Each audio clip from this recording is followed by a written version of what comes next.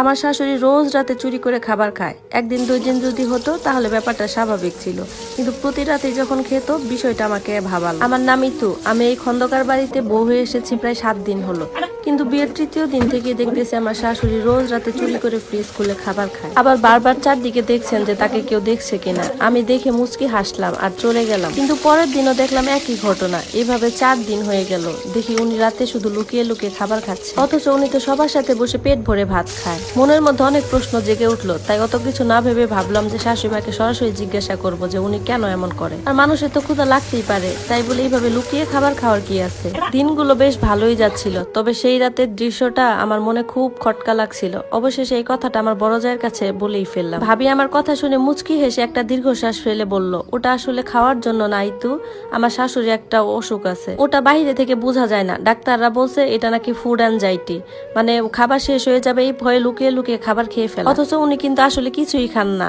এমনকি এমন অভিনয় করেন মনে হচ্ছে গোপনে ভুঁড়ি ভোজ করতেছেন। অনেক ডাক্তার দেখানো হয়েছে, ওষুধও চলতেছে, কিন্তু পুরোপুরি সুস্থ হননি উনি। আসলে ছোটবেলায় উনি খুব অভাবে বড় হয়েছেন, তো এই জন্য মনে হয় এরকম করে। কথাটা শুনে বুকটা হু হু করে কেঁদে উঠলো। মনে মনে শাশুড়ির জন্য খুব মায়া লাগলো, তার চোখ মুখে লুকোনো আতঙ্ক এখন আমি স্পষ্ট দেখতে পাচ্ছি। ভাবি বলল, মন খারাপ করো না ইতু, উনাকে নিয়ে এমনি তো সুস্থ, শুধু রাতের বেলা একটু আতঙ্ক। যদিও উনার কাছে গেলে উনি তোমাকে বুঝতে দিবে না, ব্যাপারটা নিয়ে তুমি চিন্তা করো না। তখন আমি চোখ মুছে ভাবির সাথে কাজে সাহায্য করতে লাগলাম। এখন আর আমি রাতের বেলা তাকে ফ্রিজ খুলতে দেখে অবাক হই না, তাকে দেখে আমি মায়ায় ভরে উঠে আমার মনটা। মনের অজান্তে আমি তার অদ্ভুত অভ্যাসের সঙ্গী হয়ে গেছি। কিন্তু একদিন রাতে 2টার সময় আমার একটা বড় বিকট শব্দে ঘুমটা ভেঙে গেল।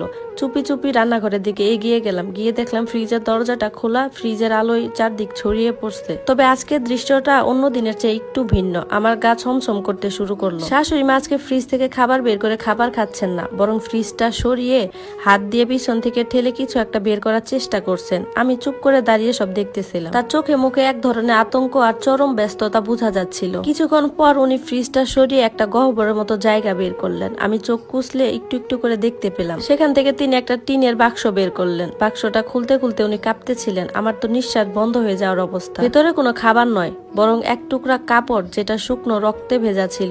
একটা ছোট ছুরি ছিল মরিচা পড়া, আর একটা হচ্ছে কাগজপত্র। শাশুড়ি কাপড়ের টুকরোটা বুকে চেপে ধরে অদ্ভুত স্বরে কেঁদে উঠলেন। আমি কাউকে এই কথা বলিনি, আর বলতেও পারবো না। বুক ধরপড় করতে লাগলো। আমি জানি এখনই আমাকে সরে যেতে হবে, কিন্তু পা যেন মাটিতে জমে গেল। হঠাৎ শাশুড়ি আমার দিকে তাকালেন। ফ্রিজের আলোয় তার চোখগুলো অন্ধকারে জলজল করছিল।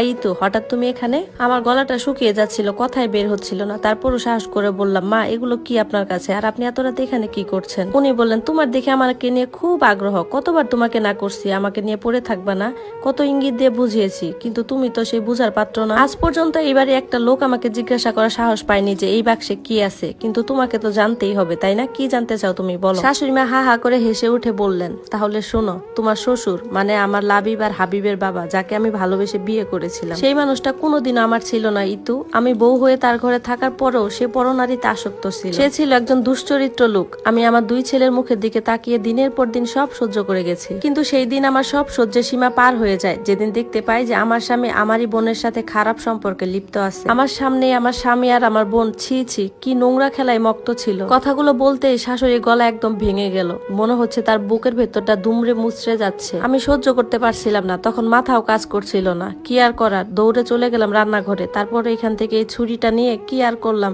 ওদের বুক বরাবর বসিয়ে দিলাম।